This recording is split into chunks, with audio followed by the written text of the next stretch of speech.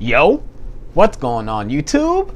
It's your boy Alex Thomas here, back with another video for you guys. Today, I'm here to start my new series. I was thinking about which franchise haven't I reviewed or haven't I really talked about on the channel, and I thought about the X-Men. I haven't talked about the X-Men films on my YouTube channel, which is very surprising since we had a couple movies come out.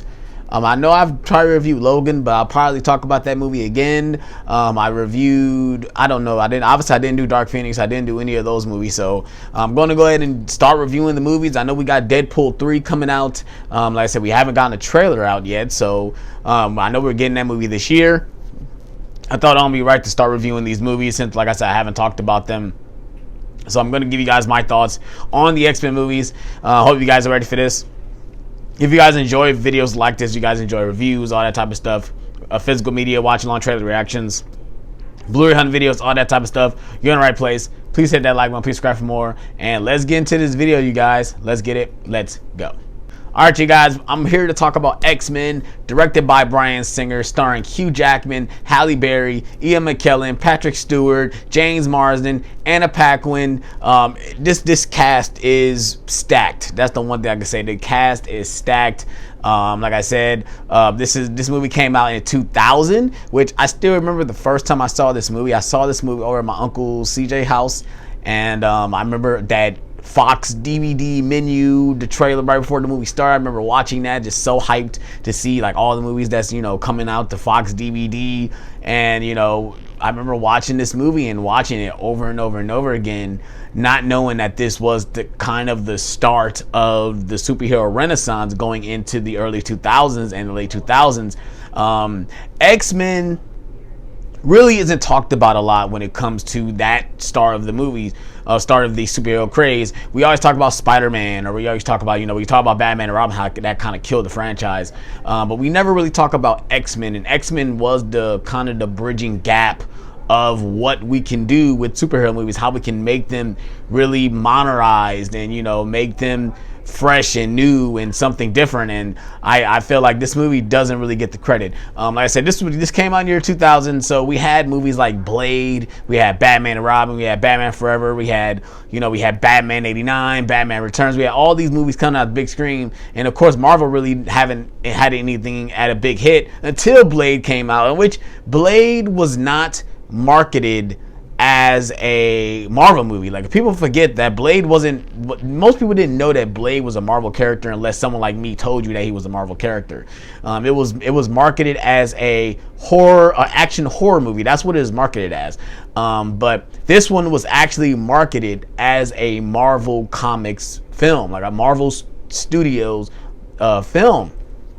So this was a quick gamble to actually, bring this to the table and showcase it to the rest of the world. Because of course we had the '90s series, the animated series which was pretty popular at the time, before this movie came out. So like I said, I still remember, when this movie was coming out, I still remember being hyped for it, as a little kid. Like I said, I was only 7 years old when this movie came out. Obviously I didn't see it in the theater.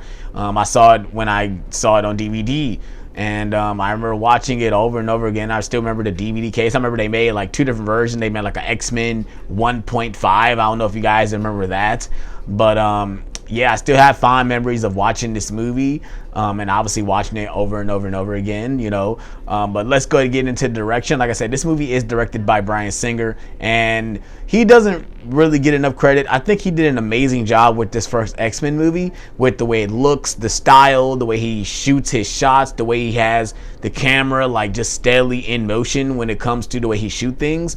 I think, like I said, he doesn't get enough credit when it comes to the choices that he made with this movie, especially when it comes to which characters we get introduced. Like, we get introduced to Rogue first instead of getting introduced like the big ones like Wolverine, or even someone like Storm or Cyclops. We get introduced to Rogue.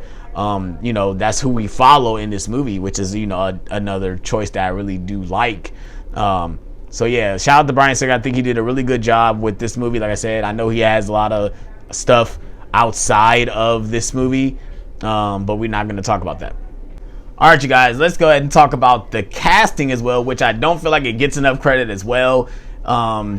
this franchise has some of the perfect casting when it comes to superhero characters, like Patrick Stewart as Professor X, which was perfect. If you guys look at the 90s series and look the way Patrick Stewart looked, really spot on. Obviously we got someone like Mystique, who I feel like was perfectly cast as well. She looks amazing as Mystique. And of course, we have the one guy who is still playing this character over 20 years.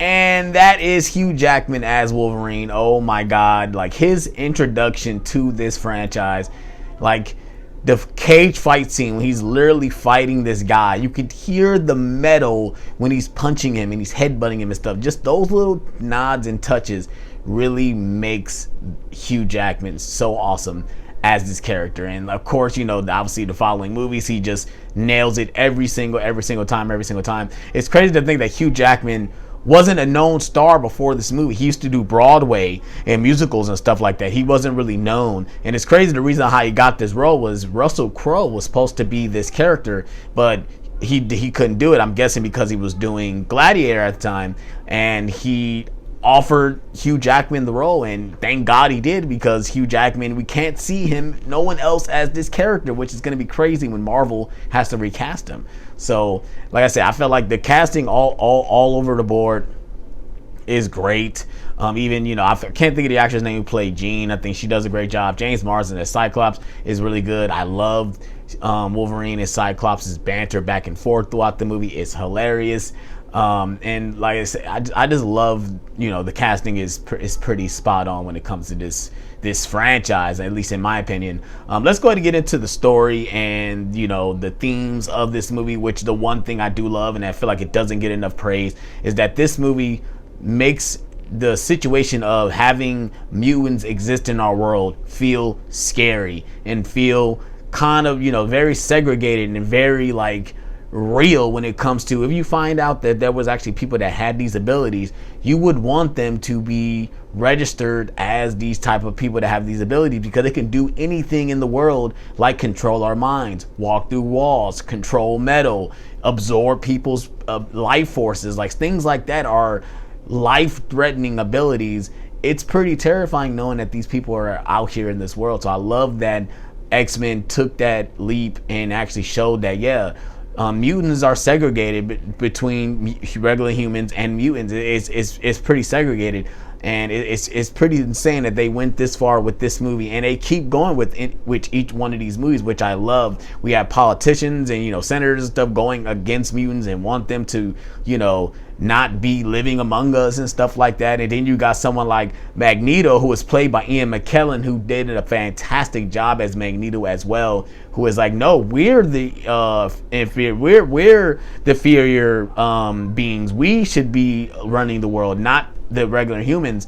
So that's the one thing I do like about this movie, is the themes. And like I said, you got Professor X and Magneto, which they have the same viewpoint, but they look at it in totally different ways. And I just love the way both of these characters just really show up on screen, and you really can't see anybody else playing these characters. Obviously, they recast them for First Class and X-Men Days of Future Past and Apocalypse and all that, which I think James McAvoy and Michael Fassbender did great as those characters. But Ian McKellen and Patrick Stewart are Magneto and Professor X to me.